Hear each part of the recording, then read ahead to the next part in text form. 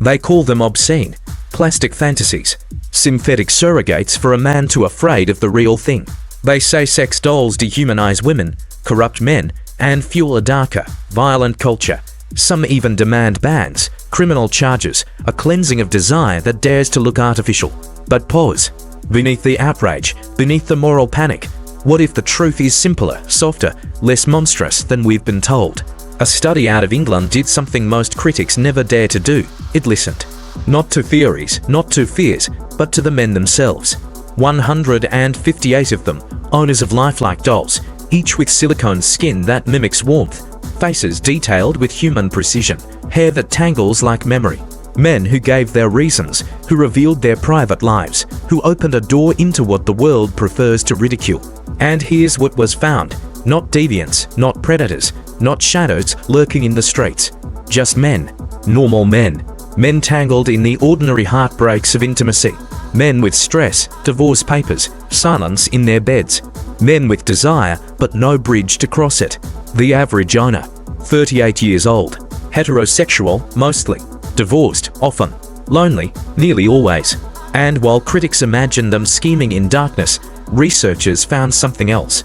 No spike in aggression. No hidden obsession with coercion. No fantasies of violence. In fact, doll owners were less likely than non-owners to fantasize about force. The dolls weren't gateways to crime. They were surrogates. Safe spaces. A rehearsal for intimacy in a world where intimacy feels impossibly fragile. Of course, the reasons vary. 70% admitted what we all assume. Sex. Pure, uncomplicated, simulated sex. But the other 30%, they weren't driven by lust at all.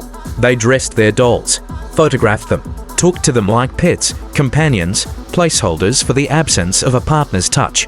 Not every doll was a mistress. Some were simply company. Here's the paradox. When researchers tested these men against controls, men of similar age, sexuality, background, they found only small differences. A little less sexual confidence, a little more anxiety about performance, a tendency to see women as mysterious, unreadable, sometimes even unknowable. But isn't that the story of countless men stumbling through modern relationships? Isn't that the quiet wound beneath Tinder swipes, ghosted texts, marriages collapsing under invisible weight? And yet, society singles out these men. We brand them defective, creeps, threats. But what if the doll is not a weapon against women? What if it is simply a crutch for men limping through loneliness?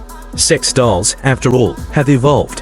What once was an inflatable joke at bachelor parties has become something startlingly human. Thermoplastic elastomer that bends and yields like living flesh. Anatomical precision so meticulous it unsettles the boundary between toy and body. Eyes that almost follow you, mouths that part in silence. Soon, artificial intelligence will give them words, phrases stolen from pornography, conversations that blur the line between fantasy and response. And yes, that unsettles us, because when the inanimate begins to mimic the animate, when desire no longer needs another soul to answer it, we start to question the foundation of human intimacy itself. But is that fear reason enough to condemn?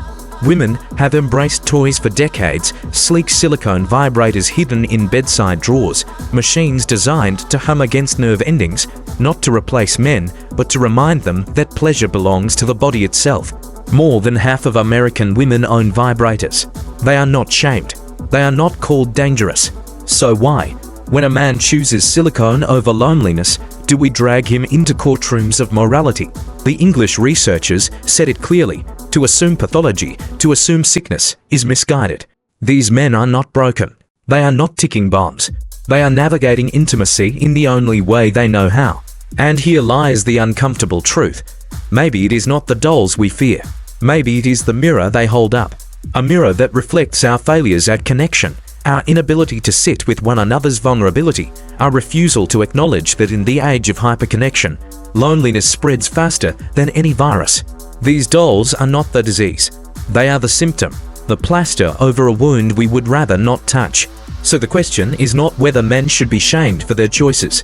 The question is deeper. What kind of world have we built, where a man finds more safety in silicone than in the arms of another human being? What kind of silence have we normalized, where companionship must be manufactured, programmed, delivered in a box?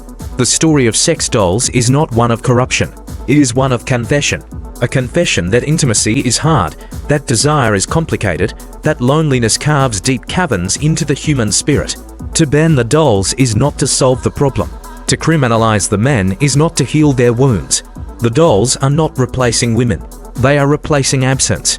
And maybe, just maybe, instead of mocking, instead of fearing, instead of punishing, we should ask ourselves what we've done to make loneliness so unbearable that a plastic body feels like salvation.